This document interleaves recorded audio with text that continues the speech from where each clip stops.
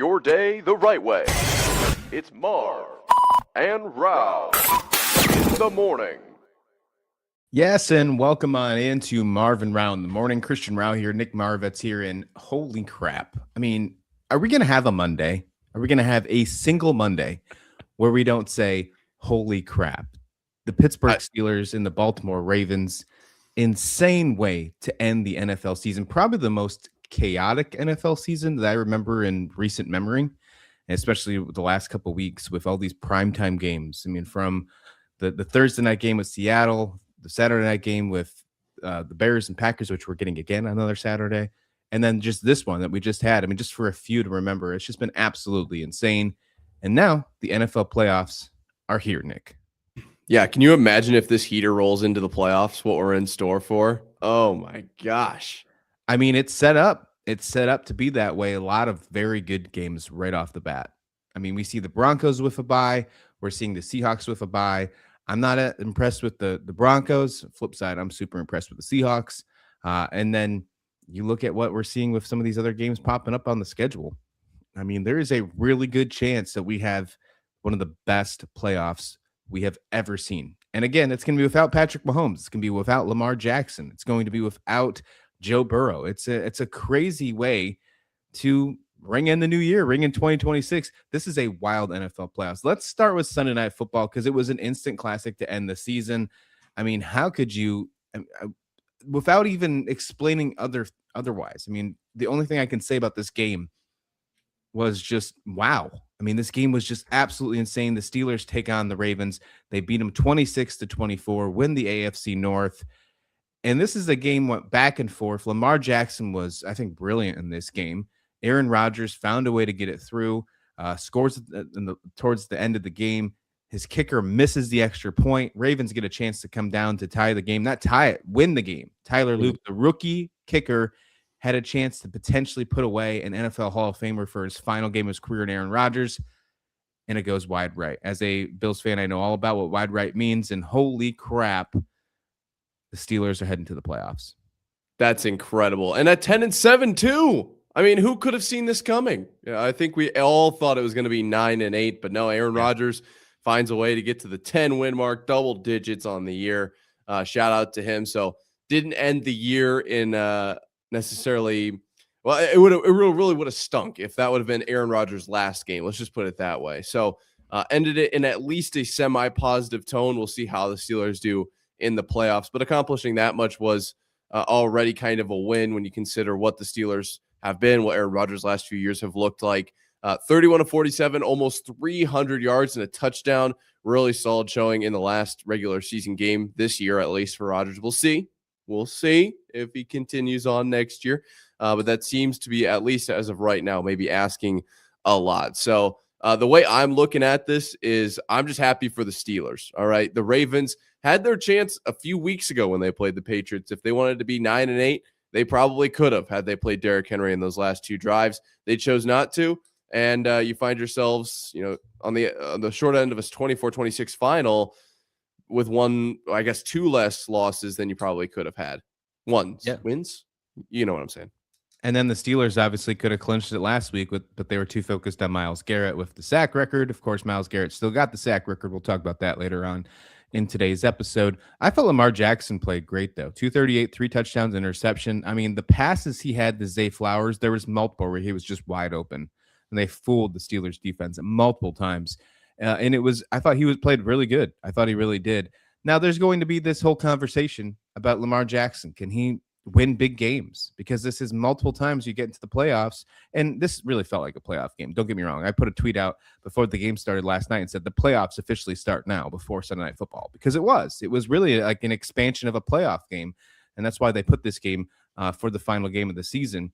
But look at Lamar Jackson over the past couple of years. 2023, they lose to the Chiefs. 2024, they lose to the Bills, and then really again in this expansion type of playoff game, this big game against the Steelers that they lose in this game against the Steelers. But if you look at those games, it wasn't Lamar Jackson. Lamar Jackson played really good. In 2023, you had that fumble by Zay Flowers against the Chiefs, if you remember. Last year, the whole Mark Andrews situation against the Bills where they should have won, but Mark Andrews really kind of screwed the pooch on that. And then, of course, the the field goal miss by Tyler Loop, the rookie kicker, where, for the record, completely respect to him. He didn't give any type of excuse, full accountability when they asked him. He just said straight up, he's like, I just missed hit it. Just didn't do it. It just, a very good accountability for a rookie kicker like that. Gotta love that, because this is not a good feeling to be. But is it deserving if you're saying Lamar can't win the big game, or is it something where he doesn't have the right pieces around him? Yeah, I mean, it's a valid question. It really is. I did want to throw out there really quick. Tyler Loop sounds like me from about 150 yards out when I don't know which club to pick, and then all of a sudden I find myself in the bunker. I just mishit it. I don't know what to tell you. Just like an acceptance factor there. But as far as Lamar goes, that's a tricky one, because I was actually just thinking as you were laying that all out, is it fair to say a guy, especially a quarterback, can't win the big one? When you're talking about James Franklin, he's the head coach, right? Head coaches have kind of a totally different type of control over a football team when compared to a quarterback. One player out of 11 on one side of the ball. Now, especially when you're looking at like 11 of 18, 238, 3 touchdowns, 1 interception, that's different than if you, like, every time you get into a big game, you might throw for 80 yards, 2 picks, a fumble, 7 of 40. Like, that's a pretty clear, okay, he can't handle, the lights were too bright for this guy. That's a very different situation. I am not going to put Lamar in that can't win the big one category right now. It feels like it's the Ravens that can't win the big one. And I don't know, what needs to change, or if it is going to need to be a blow up and move on and readjust type of situation. But I personally think still that wherever Lamar goes, be it, staying in Baltimore or moving on to a different team, that team has a real shot at winning, you name it. I think even all the way up to Super Bowl if they give him the right weapons. The Steelers will now host the Houston Texans as the 4 seed. They'll be the 5 seed. They'll host them in the playoffs. That game is going to be the Monday night game for the playoffs. You got 2 on Saturday, 3 on Sunday, and then they will have the final playoff game on Monday Night Football. How do you feel about that one? Houston Texans, obviously a great defense.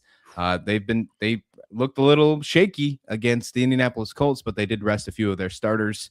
How are you feeling about this one with the Steelers and Texans? Initial reactions, I just love the Texans, man. There's something about it. And I don't know if maybe my backdrop has a little bit to do with that, but I even remember the first year of CJ Stroud and Will Anderson and everything that they were about offensively with DeMeco Ryans and defensive side of the ball. Like, it was a really fun team to root for. And they ran up against, was that Joe Flacco and the Browns? I remember that game. And it feels like kind of the same thing here, right? Like going up against an Aaron Rodgers and this Steelers team. I think the Texans are the better team, and I think that they're going to move on. But it's still kind of a fun little, best defense. Let's see what the old man can do. How can Aaron Rodgers carve up this top of the NFL defense? And if they don't get the win, they don't get the win. I don't think anybody's expecting the Steelers to win the Super Bowl this year. But if nothing else, we get to probably see a showcase for the last, potential Steelers game of the season.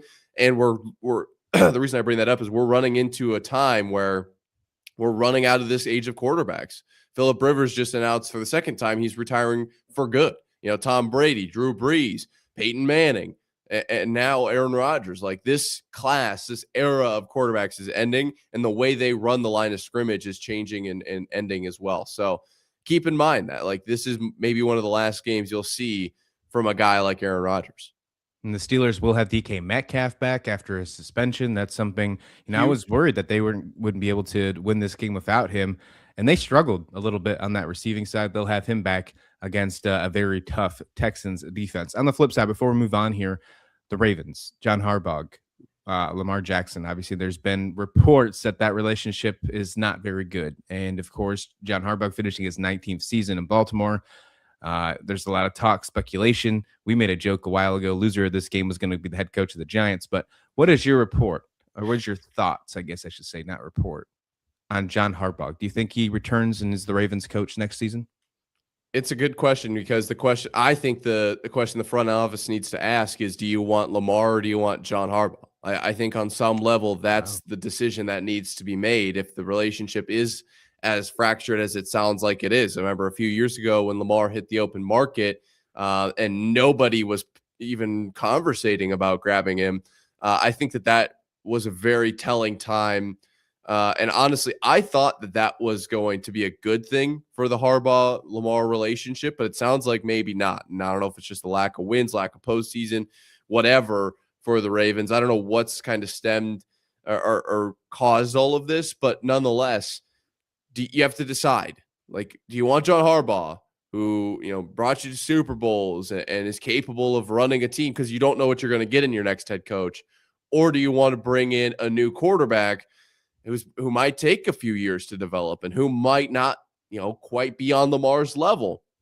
I think if you're the front office, you end up siding with Lamar. I'm going to be honest. I don't think Lamar is, just another quarterback. I think he's more at least aligned with the once in a generation type of quarterback. And I mean, how many more years, I guess, are you going to get out of Harbaugh? Probably quite a few, actually. He's relatively young. But in the last 5-10 years, what have you done for me lately? He hasn't quite done as much as I would assume the Ravens would want. That's just my guess as of right now. Total guess. Spoiler alert, I'm not connected to the Ravens organization, so I have no idea. Yeah, I'm excited to see how that goes down all in the next couple of days, maybe a couple of weeks. Who knows? I think we're going to hear a ton of coaching changes. And one that maybe shocked a little bit was the Atlanta Falcons. Picture this. You're the Atlanta Falcons. You play the New Orleans Saints to finish your season.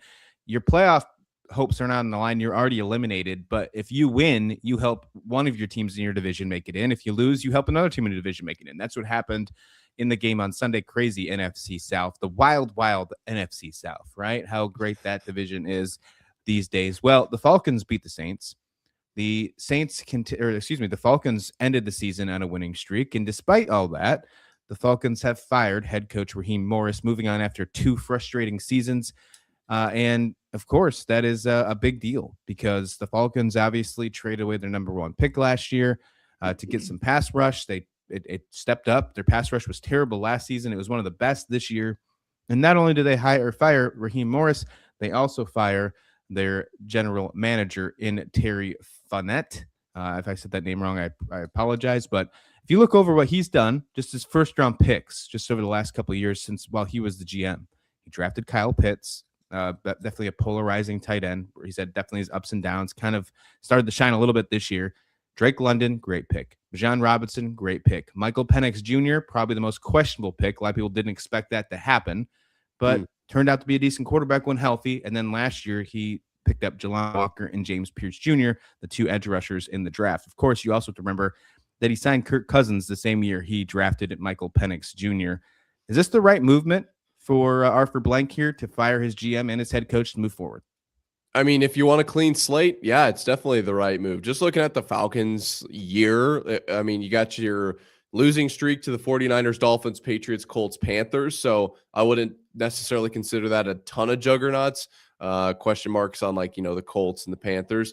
But then you end the year on a 4-game winning streak to move to just shy of 500. That's a pretty good year. I mean, it's not a great year by any means, but it's a decent year. And that's the reason I bring that up is it is a little shocking they moved on from Raheem Morris. I didn't necessarily have him as extremely hot seat. I didn't say he was going to be super comfortable on Sunday either, but I thought with a win, if you could see the direction the program was headed, that there would be some hope there. But yeah, I think it's telling that both Morris and I'm going to say it is Fontenot. I think that's maybe how it's pronounced. I don't know either. So we're both in the same boat there, but I'm going to say that the firing of both Morris and Fontenot shows that they are clearly not okay with an 8-9 season. Like the Falcons organization wants to compete for Super Bowls. They want to get back to losing 28-3 leads, blowing leads like that, at least on the biggest stage. If you're going to do it when everybody's watching type of thing. So this, I don't think necessarily that Terry Fontenot made a ton of mistakes. Like I think the Kyle Pitts one, that's just a tough break, right? Like sometimes like Josh Rosen didn't pan out, and maybe that's a scouting issue, but everybody's so high on a player and then it just doesn't. I mean, he's still okay though. He's not terrible. He's not a complete bust. And some of those other picks as well, some of those other moves like Kirk Cousins, questionable, maybe is the best way to say it. And I think the front office was like, you know what? This is not, we've seen where this gets us, right around 500. We're in the NFC South. That might be good enough. But let's try to change the status quo, get to 10 wins, and then make it to the playoffs. I could see that being kind of just their mentality here. Yeah, the Falcons are also going to move on from CEO, their president of football operations, Rich McKay. A lot of people are saying that the potential hire for that spot, speaking of 28-3, is going to be former Atlanta quarterback Matt Ryan. Matt Ryan potentially taking over as president of football operations. That's something that's been reported over the last couple of days as potential additions. Look, Atlanta needs to find a way to find a way to just bounce back. It's been a really rough go for the Falcons over the last couple seasons. Adam Scheffler put this out earlier today. So the Falcons are the first team to end the season on a 4-game winning streak and then change coaches the next season. First time doing that since 2021 when the whole John Gruden situation happened with the Raiders. The following season, the Raiders then hired Josh McDaniels, and they went 6-11. So if you think history repeats themselves, that's not a good thing moving forward to Atlanta. I think Atlanta was building momentum. And that's the thing that gets me, that moving on from Raheem Morris. But if you were going to clean house, get rid of the GM, then I guess it makes sense to get rid of the head coach as well if you have any doubts, because you want to have a full slate of making the right choices. Go get your guy, if you will. The Atlanta Falcons, with the exception of the New York Jets, and we all know what a dumpster fire the Jets are, the Atlanta Falcons are the second longest team in the NFL with a playoff drought. They're now going on their 8th season without making the playoffs. The only team that has more is the Jets, who are at 15. Yeah, I mean, it all seems to make sense. Like it really does. It just, the biggest thing for me was it was a light shock. Like it was like, oh, okay, all right. I like Raheem Morris. I wonder if he'll be a great coach somewhere else. Just clearly wasn't a fit in Atlanta, and Atlanta has bigger aspirations. And sometimes you just have to realize it's a business, and that's how this whole thing goes. And I'm sure Raheem Morris will either be, I think he's capable of being a head coach somewhere. I think that he did a lot with what they at least had in Atlanta. But if nothing else, we'll see him coaching somewhere else and at least helping teams in some capacity. Yeah, they have a good core. And obviously, we'll have to figure out what they do with the Kirk Cousins situation. That's a lot of money on the table. I feel like that was writing on the wall for the GM that didn't work out. You obviously spend a first-round pick on a quarterback, and you have a $60 million quarterback on the roster, and then you have to bench one of them. I mean, that doesn't look good for your front office without a question. And to be honest with you, Kirk Cousins played better than Michael Penix this year. So after benching him last season, you could always make the conversation that, hey, look, if you play Kirk Cousins the whole year, you're probably in the playoffs. If the Atlanta Falcons beat the New York Jets this year, because Falcons lost to the Jets, one of the very few teams that actually lost to the Jets this year. They lost by a field goal. If the Falcons beat the Jets in that game, just that event alone would have gave the Falcons the NFC South. That's how close they were for winning the division and making the playoffs. Instead, they're going to be cleaning house in the front office and at a head coach position. Yeah, whenever you lose to the Jets, that is a tough look. Look. If you need a recession indicator, just talk about if you lose to the Jets. That's it right there. That's it. Exactly. That's truly an Atlanta recession indicator. If you lose to the Jets, might as well just call quits right there. Time to move on. Yeah, move on. Well, I'll tell you who's not moving on. That's the Indianapolis Colts. A crazy run at the beginning of the season. Obviously starting the season fantastic with Daniel Jones being in the MVP conversation, and then they missed the playoffs after bringing in Phillip Rivers. Doesn't work out. They missed the playoffs. Started off the season with a 99% chance of making it. They don't make it. Well, it was reported that Steichen and Ballard will return for 2026. Now, in that game against the Texans on Sunday, Riley Leonard looked pretty good. And now there's going to be that whole hypothetical conversation. Like, what if you just played Riley Leonard instead of Phillip Rivers? I don't know if that's fair, but I think there's going to be that conversation this offseason. Instead, you keep your GM, you keep your head coach, you move forward without a first-round pick because you trade it to the Jets to bring in Sauce Gardner. What does the future look like for Indianapolis with this decision? Is it the right one? I think so. The way this year started was so solid. Like, that's really what it comes down to. I think once Jones went down, everything changed, right? All of the tone, everything was entirely different. I understand that, Ballard is kind of on the hot seat, And Steichen, I wouldn't say is necessarily on the hot seat yet, but 9-8, 8-9, 8-9 finishes for Steichen here. Not exactly blowing anyone's socks off. This decent finishes, just on the opposite side of a Mike Tomlin finish for the last 2 years. So both of them are relatively right in that are we going to make a move kind of range? And I think the beginning of this year was that, hey, by the way, we got this. We're going to be okay. Just needed to make a few things make sense.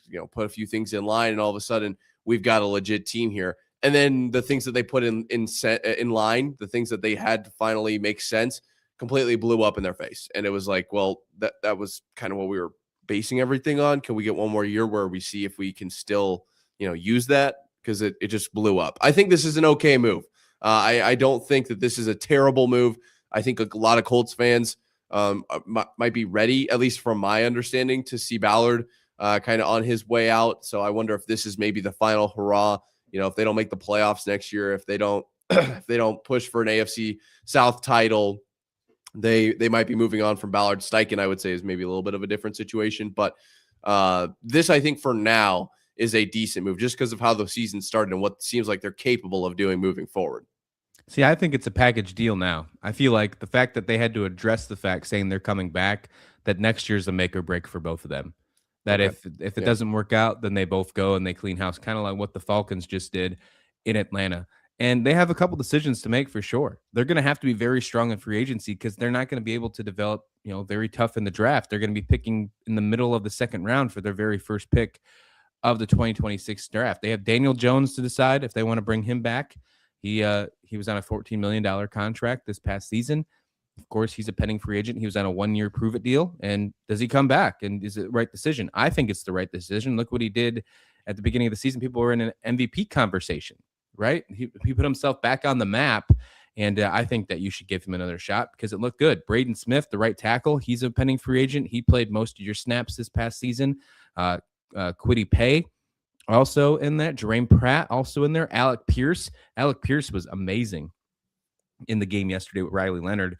He's one of the most interesting wide receivers that no one talks about. I think he's going to get absolutely paid in the offseason. I wonder if Indianapolis is willing to dish out the money to bring back Alec Pierce. He's I think he's a very underrated wide receiver, and he's only 26 years old. Nick Cross, I think, is another one that they have to find a way to bring back in free agency as well. He played a ton of snaps this past season, only 25 years old as well. And then there's a couple other free agents, but those are the ones that definitely pop up, especially when it comes to snap usage on the season. I think the main thing you have to address is quarterback, though. Like, do you believe in Riley Leonard? Do you believe? Probably not, because if you didn't, you wouldn't have went out and got Phillip Rivers. Although he looked good in that final game of the season, does that give you a little bit of a warm and fuzzy for the offseason? Obviously, Anthony Richardson's still there as well. Do you decide to make a trade with one of those, move on from one of those people, bring back a Daniel Jones? I don't think that you can coexist with all three of them on the roster. If they were smart, I think you see if you can get a mid-round pick for Anthony Richardson, let him try and figure out somewhere else, see if he can find a landing spot, because it obviously didn't work out in Indianapolis. Just kind of eat that pick because you spent a really high pick, first-round pick on Anthony Richardson, and move on. Bring back Daniel Jones for one more year and decide to hopefully get back into the playoff consideration. This is a division. Although Jacksonville is shining right now, and Houston still looks decent too. Tennessee's on the rise. This is still a division where you can be in consideration. Like, this isn't absolutely the toughest division in football. It's getting a lot better than it once was. But that's Indianapolis is only a few pieces away from being right back towards being a contender in their division. I think you're right, though. The biggest question is the quarterback. And do you bring back Daniel Jones or not? And I kind of want to say that Sam Darnold's going to have a big factor in this. Like, going 14 wins at Minnesota last year, or was it 13? 14 wins this year, I believe. I thought he was like the first quarterback to go back-to-back 14-win seasons since Tom Brady in 03-04. Yeah, which is incredible. And we all know what Darnold looked like at New York with the Jets, what he looked like in Carolina with the Panthers. I think a lot of people thought, all right, this kid just doesn't have it.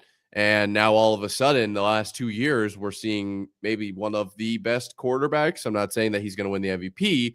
Obviously I still have my head on my shoulders, but very, very, very good, solid quarterback play from a guy who was completely written off.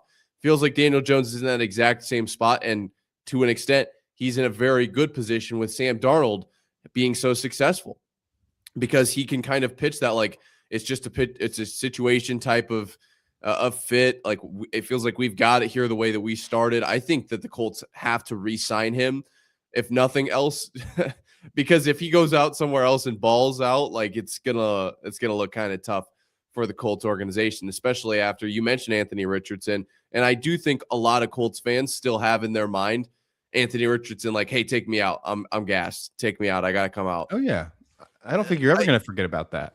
I think that's a stuck with you forever type of situation. And as much as it's about, what the team actually puts out there as product, it's also a little bit about optics too. And so I think you have to keep Daniel Jones here. I think you can keep Lincoln Riley and see, kind of what he's capable of with another year of development. Riley Leonard. Yeah, I don't know why I'm thinking Lincoln Riley. That's college on the mind. It's okay. We'll get the college. Yeah, college football. Riley Leonard and what he did at Notre Dame. I know who he is. It just for some reason totally wrong name on there. But no, I think he's a solid guy. I think he just might need a little bit of time to develop. You make a great point. Probably wasn't wowing the coaches, and that's the reason they brought Phillip Rivers back. So I think that's the move you have to make there. I'll be interested to see what they do across the rest of the roster, but I don't think you can let Daniel Jones go the way the season started last year. No, I don't think so either. And I think the biggest question will be like, does he get just a prove it deal again because of his injury, or is Daniel Jones going to, get a 2-3 year deal, kind of typical kind of thing, maybe a Sam Darnold type of deal that we've saw what he just got in Seattle. And I don't know if you're going to get that much money, but I think Daniel Jones is going to also chase a couple people. I don't think it's going to be just the Colts that go after Daniel Jones. So I think you're going to have to offer him more than a 1 year deal, and makes you wonder if Indianapolis is willing to do that. I don't know if they have another choice though, because you can make the consideration that this draft, either way, if you were playing on drafting a quarterback, there's not that many in the draft. There's a ton of teams that already have high picks in the first round that are willing to go after a quarterback. You'd have to make a lot of movements if you're going to do that. The Colts don't have that capital. And I don't think that'd be in their best interest anyways to try and develop a young quarterback. You already have Riley Leonard and Anthony Richardson on the roster. You go for a free agent guy, and I think that guy's Daniel Jones because it worked out in your favor last year before he got injured. If Daniel Jones never got injured, and I've seen it in our comments when we talk about the Colts, people say, well, he was showing signs of being old Daniel Jones again. That's not that right. I don't believe that for the slightest. There was just not the case. We were talking about him being potentially an MVP candidate heading into the middle of the season. And that wasn't just the fact because they were 8-2 or 8-1 or whatever case it was. It was because Daniel Jones was balling. He was absolutely balling. And if he had a couple moments, fine, so be it. But that didn't change anything about the fact that the Colts had a 99% chance of making the playoffs in the middle of the season, and then they missed out when Daniel Jones got injured. That should tell you all you need to know about the Colts. It's definitely a good argument for MVP. You just got to realize that not everybody's going to be Drake May every day, right? Like Drake May is basically perfect, and not every quarterback is going to be able to live up to that. So I think if you're Indy, you have to move forward with Daniel Jones, because you're right. There are going to be teams out there that are going to try to take him. And let's just play this out. If Daniel Jones gets offered a ton of money by Cleveland or something, just some random team, I don't really care. It doesn't matter. And Indianapolis is not able to retain him. What do you do from there? You have to grab either another free agent quarterback who you're not quite sure about, or draft somebody. And you're exactly right. There's just nobody in the draft, and they don't have enough capital to move. There are a few guys in the draft who I'm excited about, but just not quite at win now level. Or you trust in Riley and Richardson.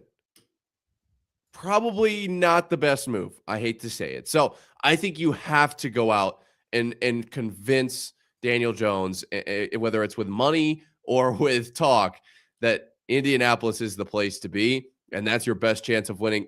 Like you said, a very winnable AFC South next season.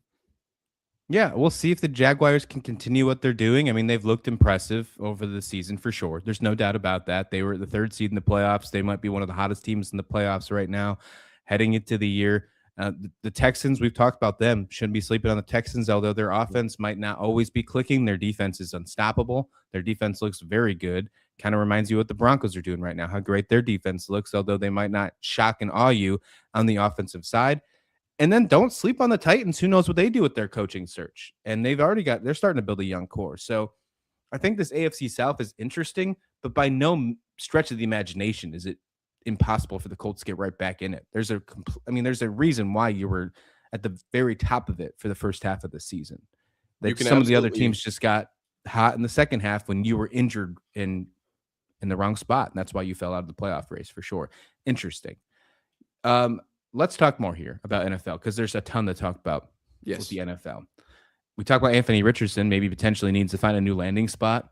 What about potentially with the Minnesota Vikings? And the reason I say that is because JJ McCarthy, you want to talk about maybe players that could be considered quitters? Well, JJ McCarthy pulled himself out of the game again on Sunday. Now, I know that's maybe an unfair thing to say. He is injured. On the sidelines, you could see him kind of like apologizing to Justin Jefferson, some of the offense, but him getting hurt again. But this is becoming a pattern. An injury-ridden quarterback in Minnesota. Maybe you're starting to say, hey, is JJ McCarthy a bust? And maybe is it the end of the JJ McCarthy experience with Minnesota? What's your thoughts there? I mean, this is what they call confliction. I'm not quite sure what this is because on one hand, I want to say we move on from young quarterbacks too fast. We don't allow them to develop. We 100% do. I think that is true. I think we're on the same page there. At the same time, though, JJ McCarthy has not been impressive, and it just takes time. And so, do they move on? There's so many wrinkles to that. How hot of a seat is Mick? Oh gosh, it's Mick, right? Something Mick. Kevin O'Connell. Okay, Kevin O'Connell. I don't know why O and Mick are the same to me, but how hot of a seat is he on, right? Because if he needs to win now, he will move on and try to do that next season. Obviously, you move on from Sam Darnold and what he's doing in Seattle, not a great look. So I think this is just a tough question. So I apologize for being a little scrambled, but I think that they have to keep him to prevent losing basically another Sam Darnold is how I will say it. And it might not be next year. You could get rid of him this offseason and he could go stink somewhere else. You could get rid of him in 3 years and he could go stink somewhere else. But if you wait 4 years, like how long did young quarterbacks take to develop back in early 2000s, back in the 90s? It's not a super fast process. And we heard Kirk Cousins talk about what defenses are doing now. And it's only more complicated. The way the defenses are disguising and shifting and splitting the field too. So like when I'm reading safeties on Madden, I'm just looking for cover 2, cover 1, cover 3, cover 4. I don't even understand. I know what cover 6 is, but I do not know how to identify it. And that is at super, super base level compared to what JJ McCarthy is out there having to do, make real-time route progression decisions and basically everything that comes with being a quarterback. So I would say if it's me, you give him some grace. But I do know personally, being in Iowa, a lot of Vikings fans, and I don't know if they all hold the same exact thought process. Yeah, you're going from Kirk Cousins to J.J. McCarthy. You're going from Sam Darnold to J.J. McCarthy, and both those quarterbacks beforehand put up a lot of yards, won a lot of football games. And the second half of the season when McCarthy was in there, I mean, he didn't look terrible. I mean, the Vikings ended on a 5-game winning streak. A lot of people don't put that into consideration because they didn't make the playoffs. They finished on a 5-game winning streak. McCarthy played in 4 of those games. He didn't play the second to last game of the season against the Lions, but won against the Commanders 31-0, which although the Commanders were in the NFC Championship game last year, that's not the same Commanders team. They beat the Cowboys 34-26. They beat the Giants 16-13. They beat the Lions without McCarthy. And then just recently, they won against the Packers 16-3. And the Packers did sit a lot of players. Packers offense was terrible. And McCarthy was only 14 for 23, 182 before getting pulled in that football game. His stats aren't crazy, but he was winning football games. And hey, look, we've been bringing up Sam Darnold's name over and over again. This year, Sam Darnold's stats aren't crazy, but he's winning football games. In this type of development, and O'Connell is known as a quarterback guru, if you will, does he feel like he can get this offseason, maybe hopefully a healthy offseason? Because it feels like we haven't had that for JJ McCarthy, a full healthy offseason for him. And who knows if we're even going to get that now, because he looks like he got injured in the final game of the season. Are you willing to go into 2026 if you're the Minnesota Vikings and say, look, JJ McCarthy's our guy. We're going to continue to build around him and just hope that he can get there going. It's not like he got sacked a lot. He only got sacked 27 times. So it's not a protection issue. It's just getting him the right weapons, which he already has a good receiving core. His running game's not the best, but I think you can improve on that pretty quickly. And it's just keeping him healthy. How do you do that? That's a good question. I think to answer your first question, like, do they go into next season with JJ McCarthy? I have two lines of thought here, two thought processes. The first of which being maybe I'm relying on my vibes meter a little bit too much here, but all season long, it's felt like the Vikings and everything around them has been like, do we have to start JJ McCarthy today? It feels like they know that eating kale is really good for your diet, but they're just hoping that whoever's cooking dinner forgets to put it in there so they don't have to eat it. That's what it felt like a little bit this season, just my opinion. And I think that you can't have that mentality if he's your starting quarterback going into next year. I could be completely wrong on that. Like I said, I don't know if my vibes-o-meter is broken.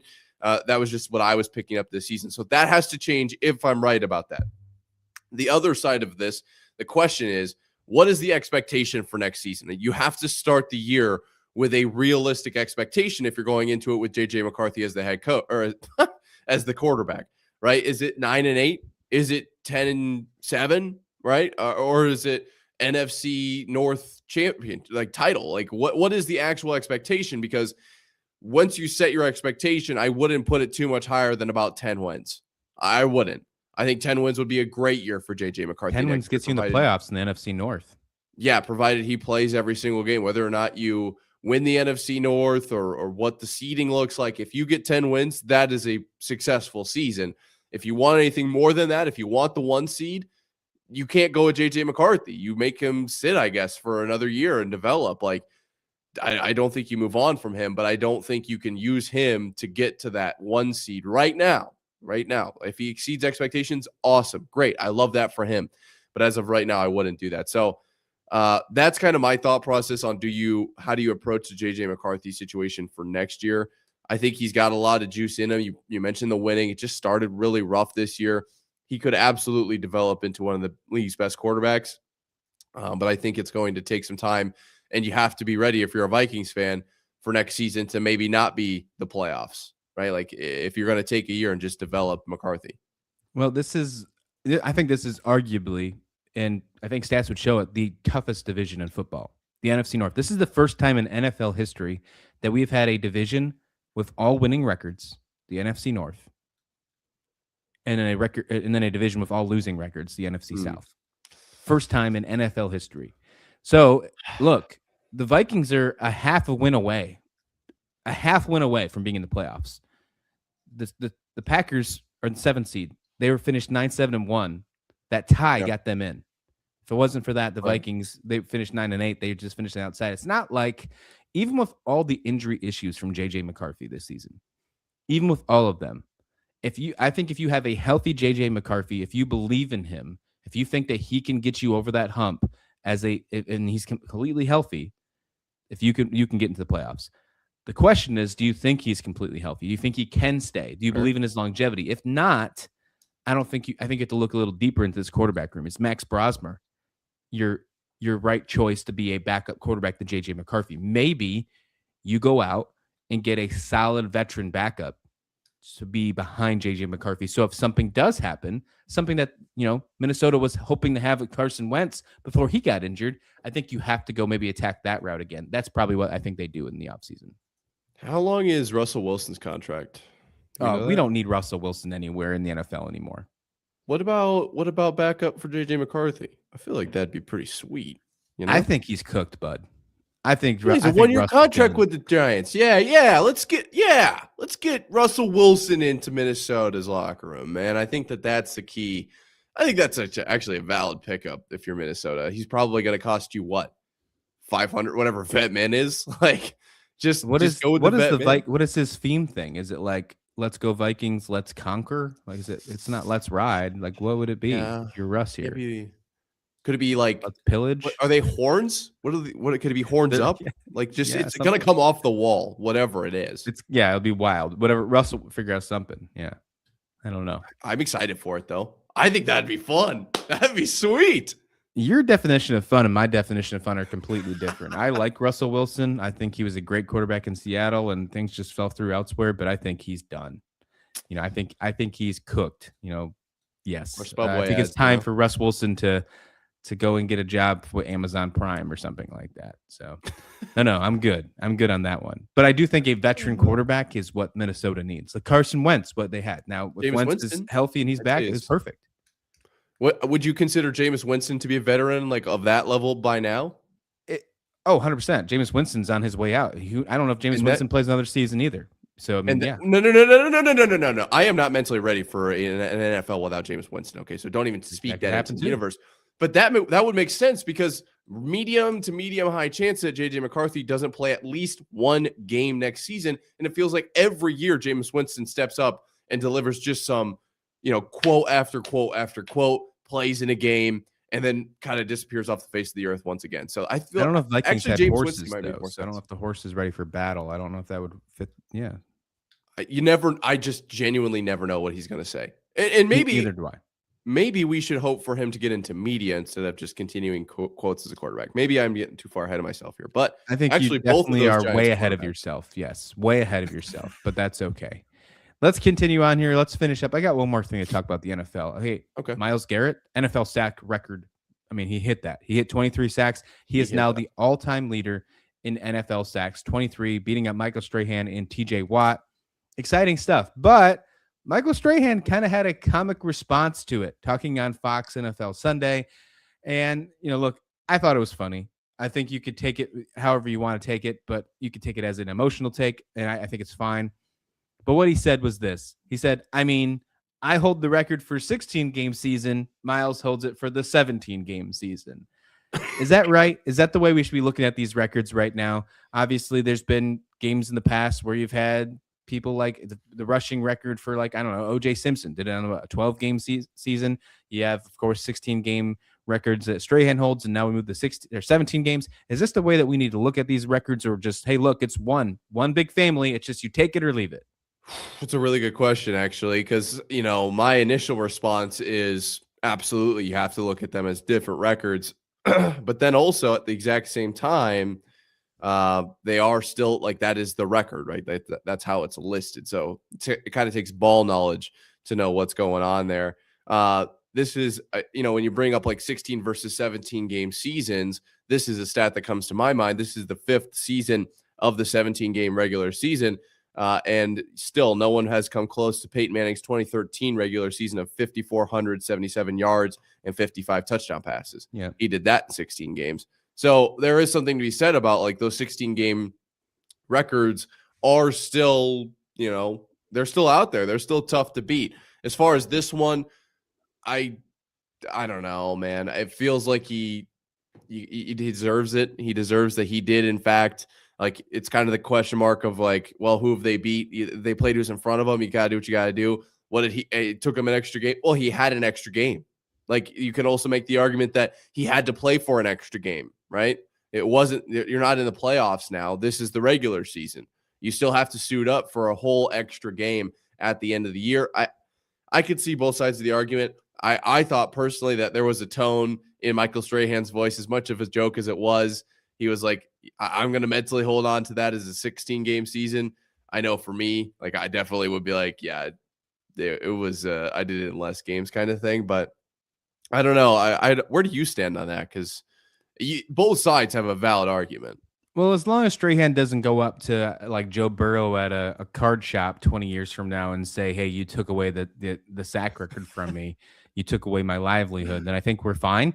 But overall, I don't care. Honestly, I don't care. I think the record's the record. And it's not Myles Garrett's fault that they play 17 games. Now, could Myles Garrett have broke the record last week and then we never would have had this conversation? Sure. But that's just not the way it was. So I guess I just don't really care. Now, Strahan did praise Myles Garrett. It wasn't just a lot of pettiness coming from him. It did kind of start off a little petty, not going to lie. But he's straight up said, he's like, this guy's amazing. Myles Garrett's amazing. I know he's got a lot of sacks left in him. He's only 30 years old. He went off to talk about how a lot of Michael Strahan's sacks came after 30. And same with Bruce Smith, same with Reggie White. He said he thinks he's just getting going. And I thought this was the most interesting part.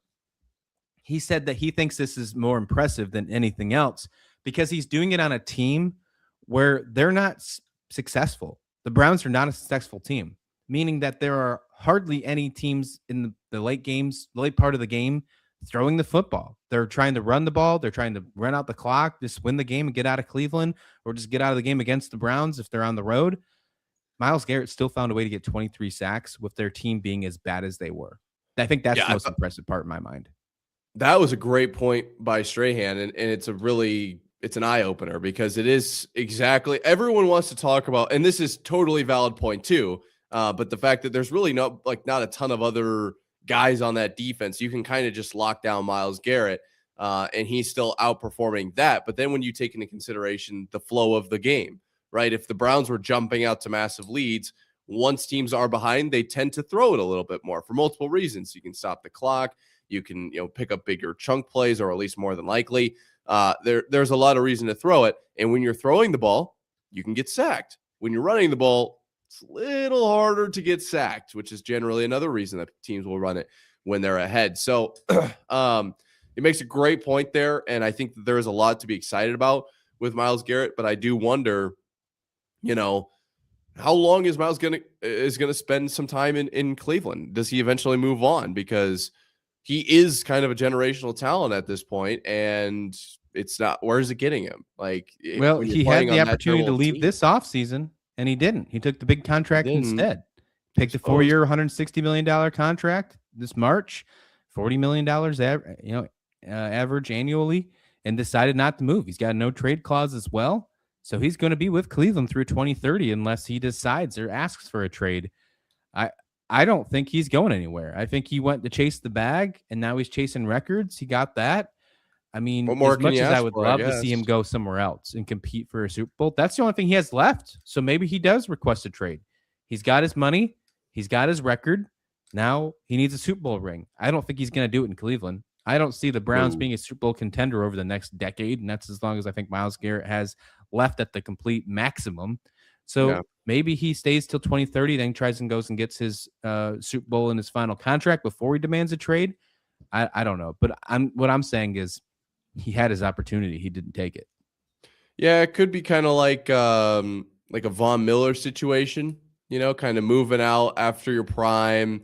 You're still able to help the defense a little bit, but more ring chasing than anything else. I could see that definitely finishing out his time with Cleveland.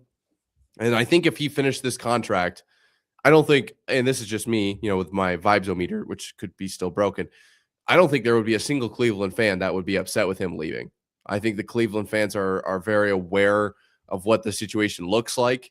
And if it doesn't get better in the next, 5 years, they're not going to blame him for wanting to go get a ring somewhere else. I could see that happening too, actually. It's a very good point. So if he just leaves in free agency, though, could you imagine if he just leaves in free agency and all you get from Myles Garrett is a comp pick?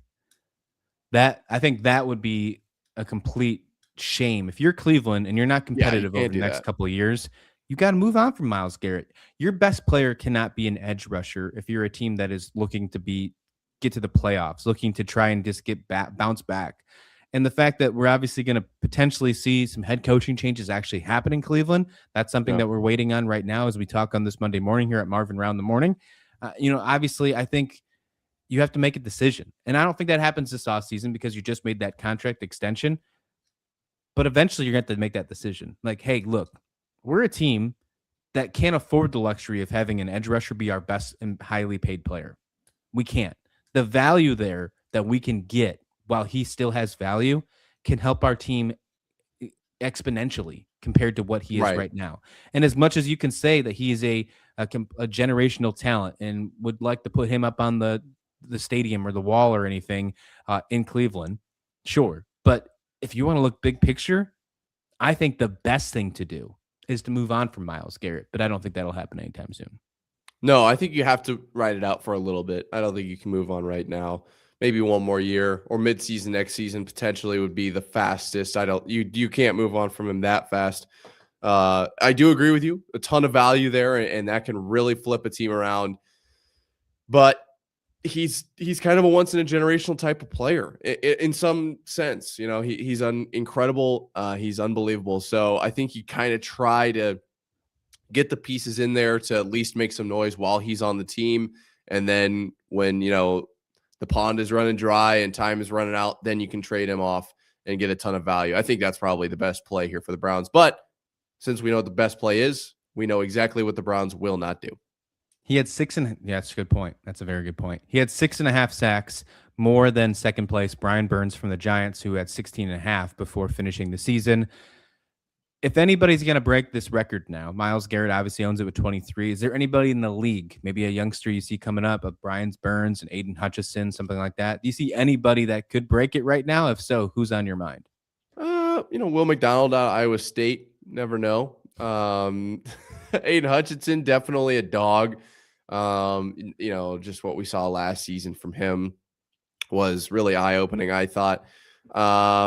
It feels like this is a record that is kind of for the big names, if that makes sense. This isn't one that, generally speaking, some guy comes out of the woodwork and all of a sudden is pushing for this record. This is the NFL sack record. Unlike, like Drew Mestemaker leading all of college football in passing yards last season, like he wasn't on my radar at all. And somebody can make noise like that at the college level, at the NFL level. I do think it has to kind of be a guy who is expected to consistently perform like that. And I think Myles Garrett might just be that guy for the next few years. I don't know if there's going to be somebody else who makes a huge push for it. Someone might get close, but I think every time someone gets close, Myles Garrett will be right there to make at least a statement. He's young, so I think it's going to take a couple of years for it to actually happen or be back in consideration. But if I had to make a guess on a player who will be next in contention, if you will, if I had to pick a current player right now, I'm going to go Will Anderson Jr. for the Texans. I think he's the guy that I would go. It's a good one too. Yeah.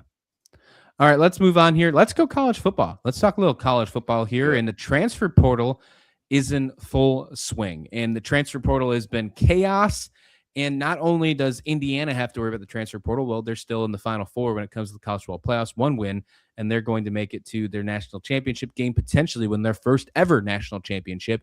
But Kirk Cignetti's doing double duty, man. He is not slowing down, absolutely crushing the powerhouse, crushing the transfer portal, and really asking the question, are they a new powerhouse in college football? Not just because they've looked good over the last 2 years, but they are turning into a premier spot for transfers to go to. Look at what Indiana has done so far. Portal opened on Friday. In the first weekend, they bring in quarterback Josh Hoover from TCU. Looks like he's going to be the replacement for Mendoza. Continue on the Cignetti quarterback train. Turbo Richard, the running back from Boston College, brings him in. Absolute stud. Nick Marsh, wide receiver from Michigan State. Absolute stud. Thought he was going to Notre Dame. Nope. Goes to Indiana. Brings in Tobias Usami from Kansas State. Absolute elite pass rusher. I think he's very underrated. And then you bring in Josh Burnham, defensive lineman from Notre Dame, and Preston Zachman from Wisconsin, the safety. Just in one weekend, they bring in 6 studs to continue this thing in Indiana. Are we looking at a brand new powerhouse in college football? A new blue blood, if you will? We are. And it's not actually Indiana. It's Curt Cignetti. Curt Cignetti is the guy. I mean, it's really not Indiana. It's the head coach. And this is absolutely a situation that, and this is a hypothetical, but like what happened to Iowa State when Matt Campbell left, there's nobody there.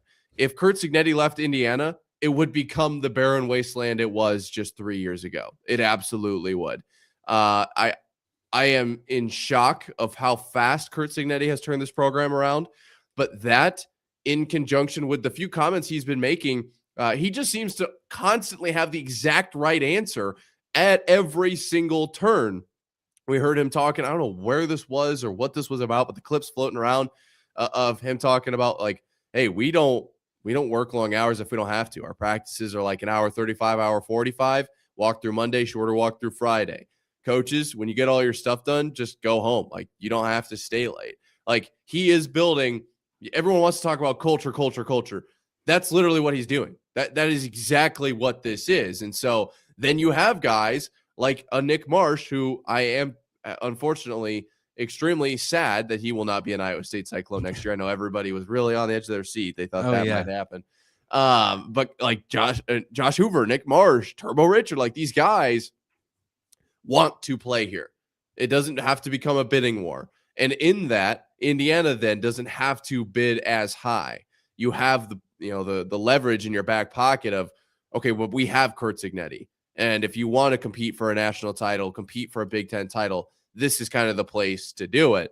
I think that's the biggest takeaway from this. And Curt Cignetti is, I mean, it's way too early to say this, but he's so similar to Nick Saban in like the whole not reacting to anything. And he comes from his coaching tree, and he's talked about the 1 year that, he spent with Saban. He learned more in 27 years prior as far as coaching and how to run a program. Like, there is an element of he is the dynasty. It's not IU, it's Curt Cignetti. When you log on and play college football 26 and you take, Akron Zips to their national title, and then you leave to go coach LSU, does Akron continue competing for national titles? No, you're the head coach. You're the one that built that program. Wherever you go is going to be successful. That's what it feels like with Curt Cignetti in Indiana right now.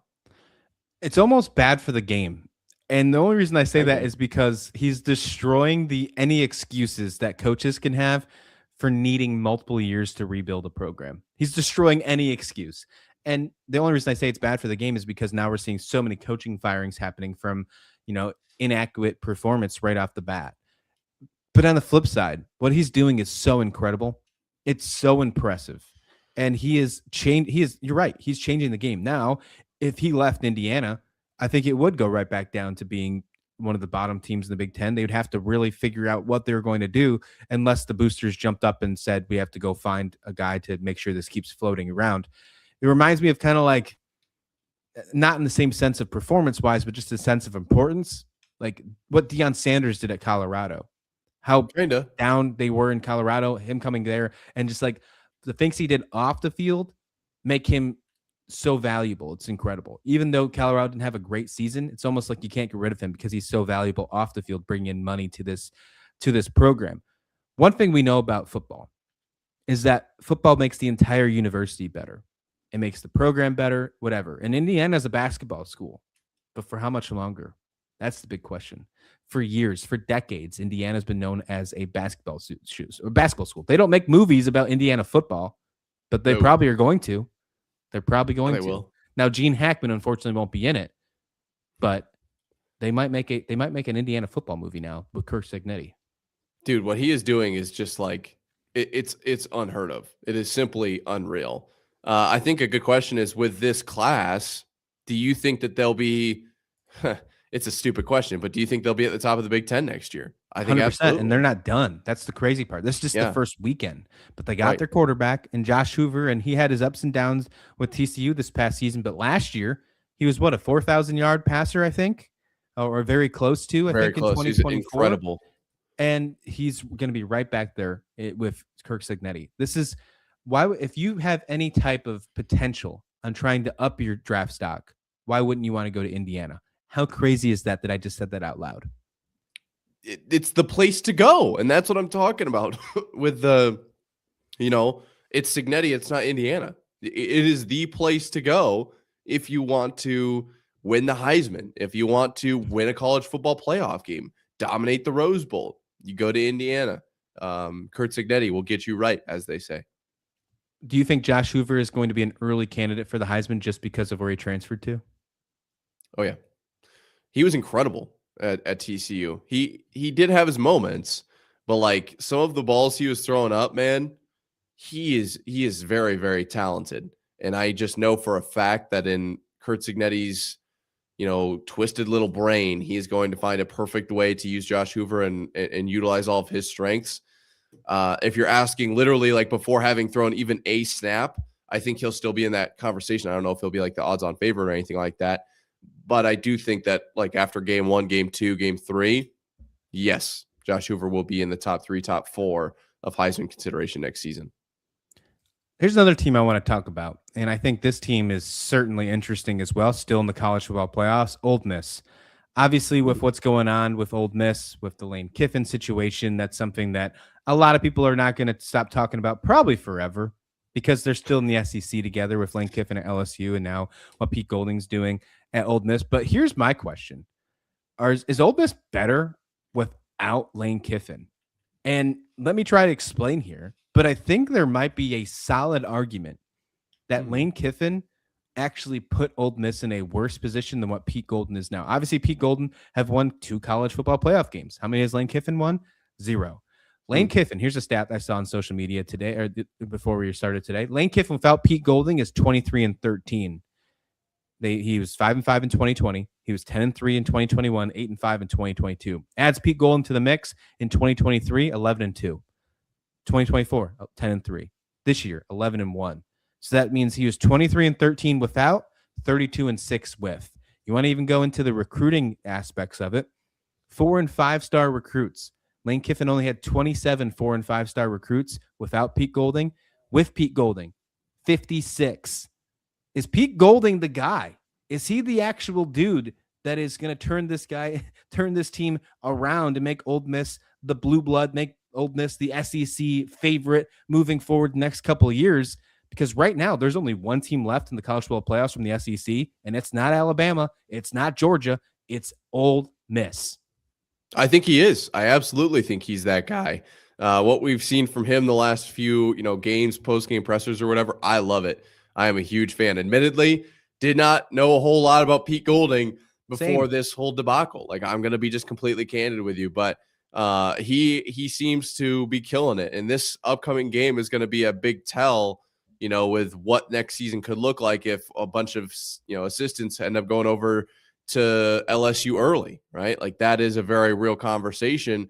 And what Pete Golding can look like. Obviously, he won't have his assistants for next season already, which is like he's kind of in like a worst possible spot right now. And the fact that he is succeeding as much as he is crazy. But no, just the way that he's approached everything, coaching the team, transfer portal, recruiting, all of that. Like, he seems like the guy out at Ole Miss, and that's really exciting. I love his energy. He's got good vibes.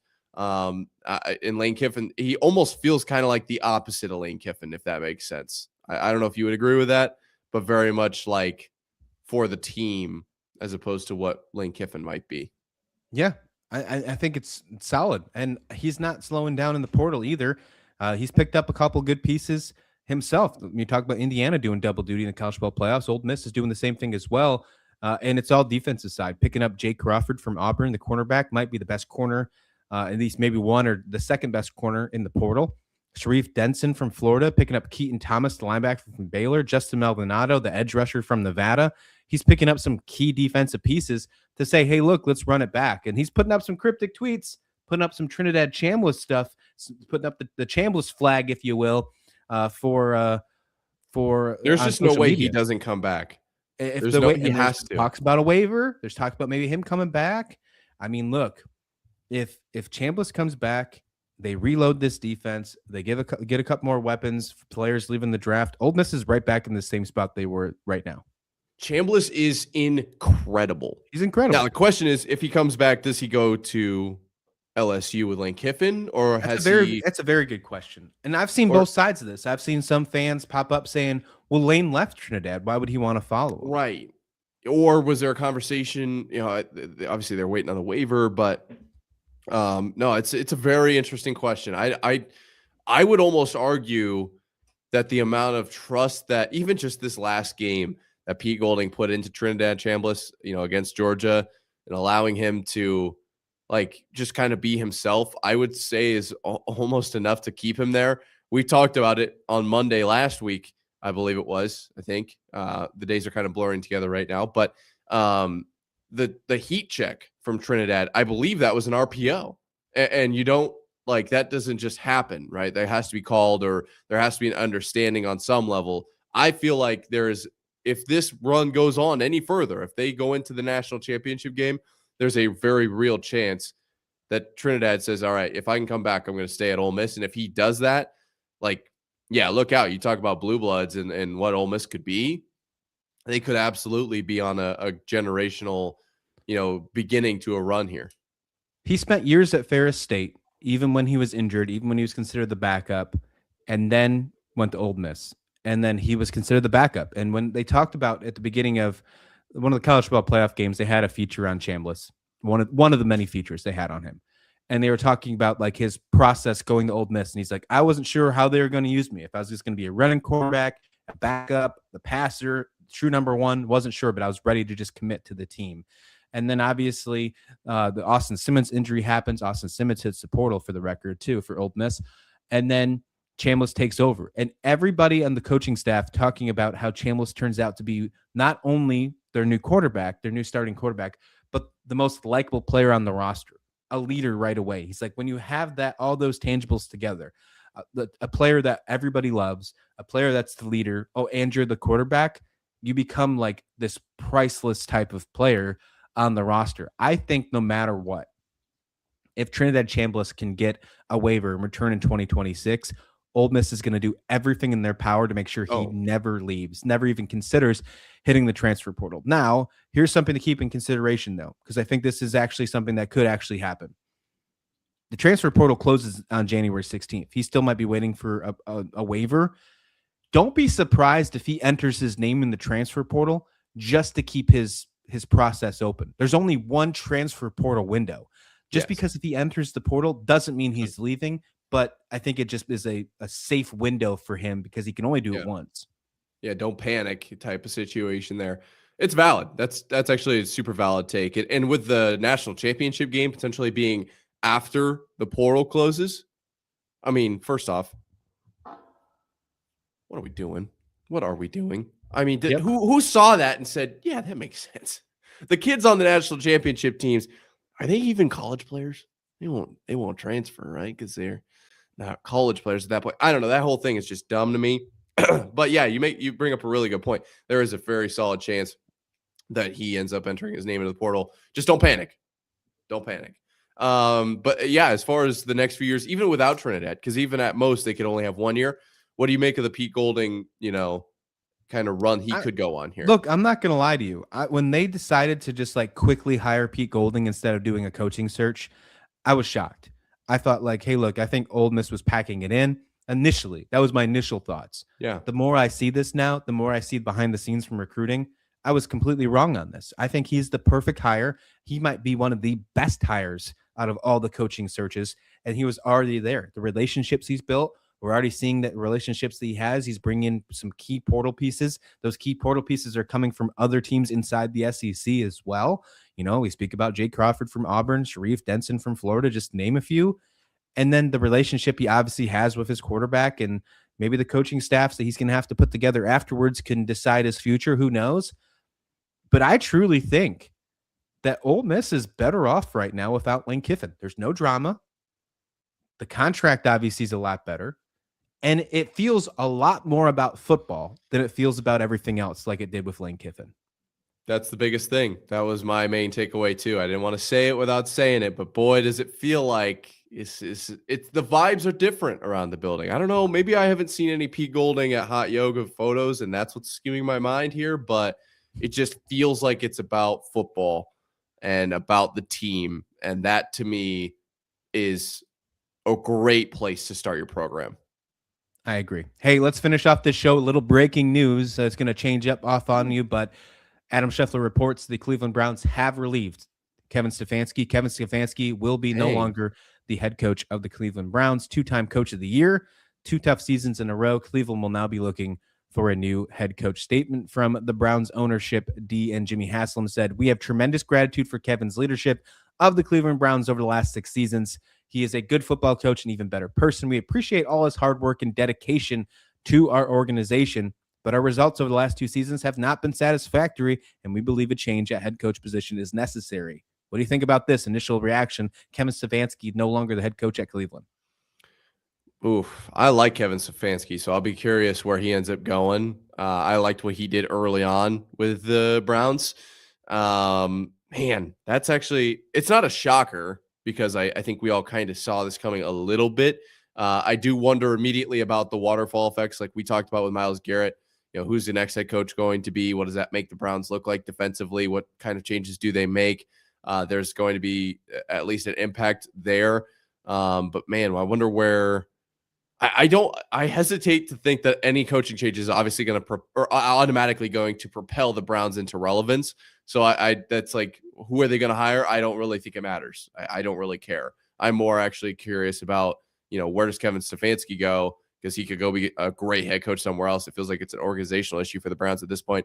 And then those highlighted players like Myles Garrett, what does that mean for them moving forward? What do you think of this? Was this the right play? And would you like to see Kevin Stefanski somewhere else? Because I know I would. Yeah, I think he's a head coach in the league next year.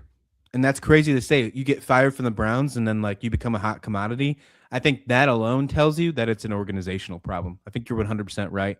Would not be shocked if he's in consideration or maybe even the top candidate for the Giants. Would not be shocked if he's in consideration or maybe even the top candidate for the Titans, the two other jobs opening. Would not be shocked if he's a consideration for maybe moving on to the Raiders, right? If the Raiders decide to move on, or Atlanta, right? Who just fired their head coach with Raheem Morris. I think all of those teams that I just mentioned, one, have a young quarterback. That sounds like a perfect idea for Kevin Stefanski. Or if they don't have a young quarterback, they're in the mix for it with the Raiders conversation.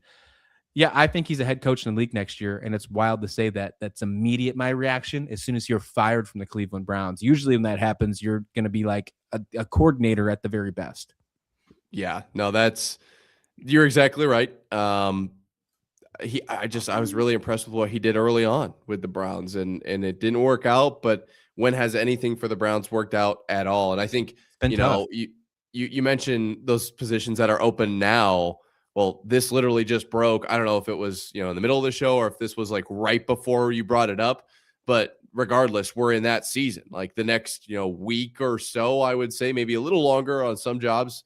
But for the most part, over the next few days, there's going to be quite a few openings, and it'll become a fit thing. It's not necessarily like, where will take me, but I think for Stefanski, it's going to be what's going to be the best fit moving forward, because he knows what he's seen as from the Browns and what it could be elsewhere might be enticing.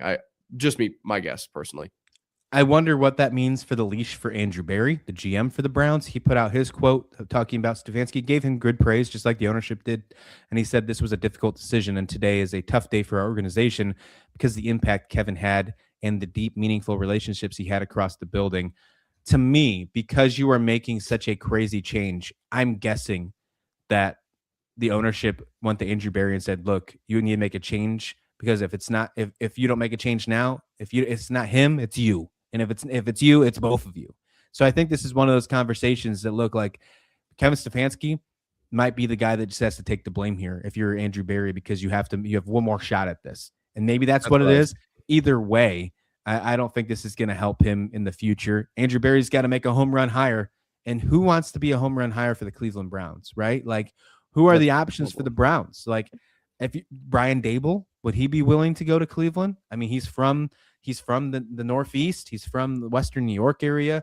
Obviously, he's got ties to that area closely.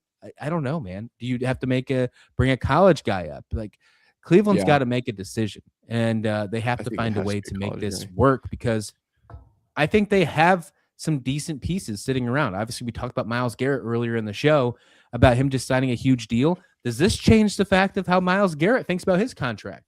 With Kevin Stefanski gone now, does he go to Andrew Berry and like, look, I don't want to deal with a whole brand new coaching staff. Let's move me. Let's get some picks for your team. Let me go to a contender. Like, this could change and completely change what we think about Myles Garrett, the player who just recorded the NFL sack record 24 hours ago, could be now deciding, hey, I no longer want to be in Cleveland. Hey, man, I hate to be that guy, but I was trying to say that. Like, this could shake the Browns to their core. And I think it has to be a college guy that comes up. It might not be, like I said, my vibes-o-meter feels a little off today, but I do think that I think you probably bring Belichick back to the Browns. Oh my. Ooh, would it even be good? He's not doing great in Carolina, but like, he's a better NFL quarterback. That's a full circle. Bring him back to the Browns. Yeah, it'd actually be really dangerous for his legacy, though. If he fails then at the NFL level again, it's like, ooh, it was entirely Brady then? Yikes. I think Bill Belichick could go 0-16 for 3 straight years, and that wouldn't impact his Hall of Fame credibility at all. But what would impact his Hall of Fame credibility more? going 0-16 for 3 straight years with the Browns, or continuing to let Jordan Hudson run his media empire? Well, I don't think his legacy is doing anything, at least in the eyes of Canton, for what he's doing in college football. But so in that case, you're right. The media empire of Jordan Hudson is definitely helping that for sure. But yeah, some of the coaching potentials, yeah, I mean, who knows? To me, the first guy that comes to mind is Brian Dable. I don't know if that's the right piece. It's just the one that comes to mind right off the bat. But man, I think if you're the Browns, I don't think you're going to get a coach at the NFL level that is going to take you to anywhere. Should we say it? Should we bring it up? Should Deion Sanders be the head coach of the Cleveland Browns? Well, bring it up. Colorado's going to do what they can to prevent that. I think they need. You made a great point earlier. Like, they need to keep him in the building, but I think it has to Ryan be Day at Ohio State. Does he take the jump? I mean, he's done it all. He won his national championship and he beat Michigan. Like, not the same year, but John Harbaugh. Does he get fired from Baltimore and go to Cleveland? We made a joke about he's going to be the next Giants head coach. What about the Browns? I mean, what about Marcus Freeman? I heard he's turning down the Giants, but he has turned down the Giants. Maybe not the Browns.